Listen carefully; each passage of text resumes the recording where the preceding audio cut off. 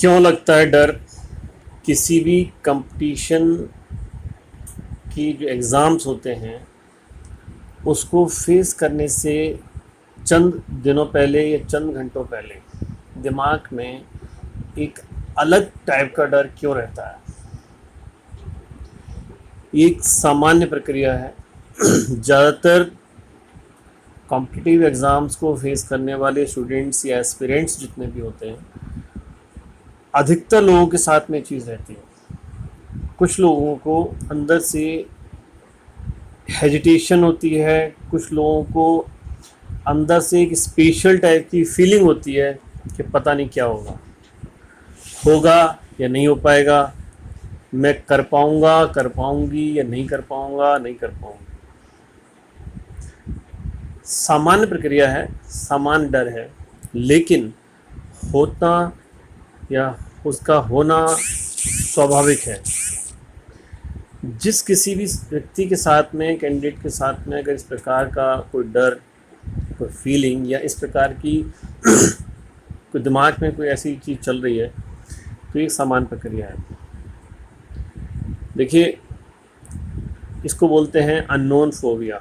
Phobia का मतलब एकदम डीप उसमें मत ले जाइए कि जैसे एग्ज़ाम पेपर कैसे आएगा, कौन सा सेट खुलेगा, क्या क्वेश्चंस होंगे, क्या पूछा जाएगा, किस उसमें से आएगा, टॉपिक में से किस में ज़्यादा आएगा, कैसे कर पाएंगे, टाइम क्या होगा, ये एक सामान्य प्रक्रिया है। इसमें किसी भी कॉम्पिटिटिव एग्ज़ाम्स को फेस करने वाले कैंडिडेट्स को, स्टूडेंट्स को या एस्पिरेंट्स को केवल ये ध्यान रखना है कि जो उसने तैयारी की है वो तैयारी इनफ है। क्योंकि देखिए, आपकी कैपेबिलिटीज़, आपके एफ़र्ट्स, है ना, वो आप ही जानते हैं।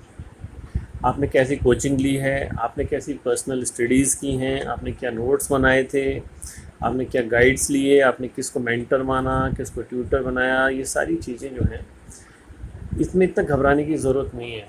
क्योंकि देखिए, जब कोई भी योद्धा होता है, ये भी एक तरह का युद्ध है, कंपटीशन जब हम देने जाते हैं, तो उसके दिमाग में ये रहता है कि मैं कैसे कर पाऊँगा, मैं कर पाऊँगा या नहीं कर पाऊँगा, ये डर इनिशियली होता है, बट मैं कैसे कर पाऊँगा। तो उस डर को, मैं कर पाऊँगा या नहीं कर पाऊँगा, इस स्टेटमेंट को कोशिश करिएगा ये कन्वर्ट करने के लिए कि मैं इतना अच्छा कर पाऊँगा और मुझे ज़्यादा अच्छा करने के लिए क्या करना चाहिए। किसी भी स्टूडेंट्स के लिए, किसी भी कॉम्पिटिटिव एग्ज़ाम को फेस करने वाले एस्पिरेंट के लिए हमेशा ये बात ध्यान में रखनी चाहिए कि उसको जो भी एग्ज़ाम जो उसने चूज़ किया है ना, उसकी उसने तैयारी तो की होती है। अगर आपने बिना तैयारी किए, मान लीजिए अगर आप कोई कंपटीशन फेस करने जा रहे हैं, तो ये आपकी गलती है। ये कंपटीशन की गलती नहीं है, एग्ज़ामिनर्स की गलती नहीं है, जिन्होंने पेपर ड्राफ्ट किया उनकी कोई गलती नहीं है। ऑब्वियसली आपने महीने, 2 महीने, 3 महीने, 5 महीने, 6 महीने कोचिंग क्लासेस कहीं ना कहीं तो कुछ की होंगी या सेल्फ अपनी स्टडी की होगी, तो आपको ये तो समझ में आ गया होगा कि आपने कैसे तैयार की है, सॉल्ट से की है, अनसॉल्ट से की है, प्रैक्टिसेस कैसे की, रेगुलर कितने टाइम आपने मतलब अपने उसको दिया है पढ़ाई को, है ना, नोट्स कैसे बनाए, उसका रिवीजन कैसे किया, राइटिंग वर्क में कैसे किया है अपने से। आईएएस के लिए अगर प्री या मेन दे रहे हैं आप, तो प्री में जीएस की स्टडी कैसे की है, फिर ऑप्शनल, है ना, प्लस आपका जैसे अगर मेन दे रहे हैं तो आपने राइटिंग जो स्किल है वो कितना बढ़ाया है, अपना नहीं बढ़ाया, ये सारी चीज़ें आपको सब पता होती हैं। जो आज का हमारा टॉपिक है, वो टॉपिक ये है कि भाई अब एग्ज़ाम फेस करने जाना है मुझे सुबह, तो आज दिमाग में हज़ारों तरह के क्वेश्चंस आते हैं, हज़ारों तरह के, हर व्यक्ति के साथ में होता है। तो सबसे पहली वाली बात ये है कि देखिए, जैसे एक सैनिक है, उसको पता है युद्ध होगा तो मैं मारा भी जा सकता हूँ लेकिन वो मरने के लिए नहीं लड़ता है, वो जीतने के लिए लड़ता है। यहाँ मरने की बात हम नहीं कर रहे हैं, यहाँ केवल ये है, जो मरने की बात यहाँ बिल्कुल ना करें, क्योंकि हमें तो कोई गोली तो चलानी नहीं है, ठीक है। डरना बिल्कुल नहीं है, क्योंकि सैनिक को जब पता होता है कि मैं मर भी सकता हूँ, लेकिन फिर भी वो लड़ता है, पूरे एफर्ट्स देता है अपने वेपन से, इससे डिफेंसिव भी होता है। सबसे बेस्ट तरीका ये होता है कि आप अपने आप को 2 दिन पहले नॉर्मल करके रखें, है ना, दिमाग में वो सारी चीज़ें रखें स्टडी की। लेकिन जो आपके एग्ज़ाम्स के टॉपिक्स हैं वो सारे आपके दिमाग में कंप्लीट होने चाहिए, और ये सोचना चाहिए कि कोई फ़र्क नहीं पड़ता, नहीं भी होगा तो क्या होगा, अगली बार देखेंगे, उसमें होना क्या है, कोई टेंशन नहीं है, हम हैं तो क्या कम है, नॉर्मल रहिएगा। इसलिए मेरा सजेशन यही है कि आप किसी भी एग्ज़ाम में जा रहे हैं, आप उसके लिए ज़िम्मेदार हैं, आप उसके लिए लायबल हैं, अकाउंटेबल हैं, कैपेबल हैं, तभी तो दे रहे हैं, नहीं तो क्यों देते।